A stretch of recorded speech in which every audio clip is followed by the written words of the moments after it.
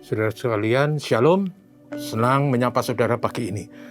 Kali ini kita sampai di pasal 6 ayat 33 yang sangat terkenal, kitab Injil Matius.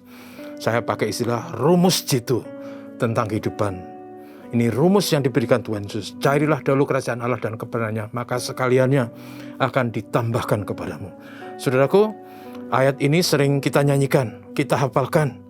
Sebab ini adalah kata-kata Yesus tentang rumusan kehidupan yang sangat istimewa, yang memberi dampak di dunia ini dan di dunia yang akan datang. Lalu rumusnya adalah yang pertama, saya katakan, carilah dahulu kerajaan Allah dan kebenarannya. Ini prioritas pertama, mengutamakan kerajaan Allah, mengutamakan kehendak Allah, mengutamakan kebenaran, di mana Tuhan dinomorsatukan, kehendak Tuhan diindahkan, dan firman-Nya dilakukan. Itulah kerajaannya, yakni bertumbuh pada kebenaran. Dan kebenaran Tuhan itu tercermin dalam kemurnian hati dan kekudusan hidup. Itulah yang Tuhan perintahkan terhadap mereka yang mengaku sebagai orang percaya. Itulah, saudaraku, yang seharusnya kita praktekkan dalam hidup kita sebagai orang yang beriman. Kita harus mencari, mengutamakan harta surgawi. Karena itu Tuhan Yesus juga menyebut sebelumnya, jangan kamu mengumpulkan harta di dunia, karena di dunia ada ngengat, karat, dan ada pencuri. Sekali lagi, saudaraku, ini berhubungan dengan iman dan ketertundukan kita kepada Tuhan Yesus sebagai wujud kerajaannya di bumi, di mana kita semua menjadi orang Kristen yang sepenuhnya, bukan setengah-setengah. Kristen yang mempercayai dan mengutamakan Tuhan dalam bakti, kasih, dan ketaatan kita. Itulah prioritas satu. Cari dulu kerajaan Allah dan kebenarannya. Maka rumusnya kemudian dilengkapi Tuhan Yesus. Maka sekaliannya itu akan ditambahkan kepadamu. Apa yang dimaksud dengan sekaliannya itu? Tentu saja ini berhubungan dengan kebutuhan manusiawi hidup di bumi, yang saya sebut kebutuhan dasar. Ada makanan, pakaian. Dalam konteks zaman kita tentu saja ada papan. Dan memang dalam zaman ini kebutuhan dasarnya berkembang, karena salah satu yang sekarang sangat heboh itu adalah diperlukannya apa yang namanya alat transportasi, alat komunikasi, yang kemudian sekarang menjadi kebutuhan dasar kita.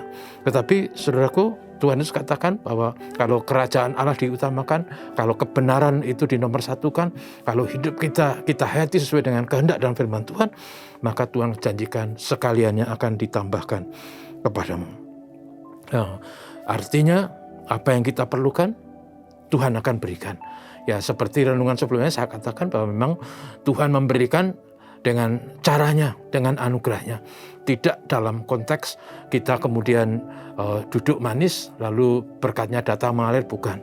Kita juga harus sekali lagi seperti burung di udara yang digambarkan Tuhan Yesus. Memang burung tidak menanam, burung tidak menyimpan di lumbung dan sebagainya, tapi burung tetap harus berusaha dan berkarya. Demikian juga kita dalam hidup kita ini. Maka kalau kita mengutamakan kerajaan Allah, maka apapun yang kita kerjakan dengan tangan kita, apapun yang kita rencanakan dalam olah pikir kita, apapun yang kita perjuangkan demi hidup kita, Tuhan pasti memberkati. Itulah hidup yang dicukupi oleh Tuhan. Dengan demikian, maka hidup kita cukup. Memang Tuhan selalu mengajarkan, biarlah kesusahan sehari cukup untuk sehari. Kita diajar untuk mempercayai pemeliharaan Tuhan dari hari ke hari. Bukan serakah, bukan menumpuk supaya cukup bertahun-tahun. Bukan. Justru dengan situasi itu kita selalu ingat untuk bersandar dan percaya dan bekerja sesuai dengan bagian kita dan menghidupi hidup kita dengan benar sesuai dengan prinsip yang diajarkan firman Tuhan, diwarnai kejujuran, diwarnai dengan rajin, diwarnai dengan integritas, diwarnai dengan cara hidup yang tidak egois. Dengan demikian maka rumus itu akan menjadi indah. Bila mana kerajaan Allah dinomorsatukan, kebenaran dinomorsatukan, maka semua kebutuhan dicukupkan. Puji Tuhan. Saya percaya Tuhan memberkati kita, menolong kita melalui kerja dan usaha kita. Mari kita berdoa. Bapa, terima kasih. Kami bersyukur untuk hari ini, bersyukur untuk kesempatan sekali lagi diingatkan firman Tuhan, bahwa bila mana Tuhan dinomorsatukan, kebenaran Tuhan diutamakan, maka semua keperluan yang lain Tuhan cukupkan melalui karya dan usaha, melalui pekerjaan kami, melalui apa yang dikerjakan oleh tangan kami. Kami percaya dan kami bersyukur untuk tangan, untuk kesehatan, kekuatan. Tuhan memberkati kami semua.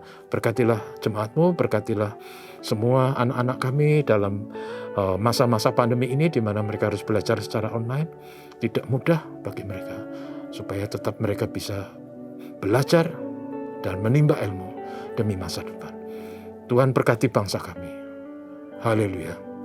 Dalam nama Yesus. Amin. Tuhan berkati saudaraku. Terima kasih.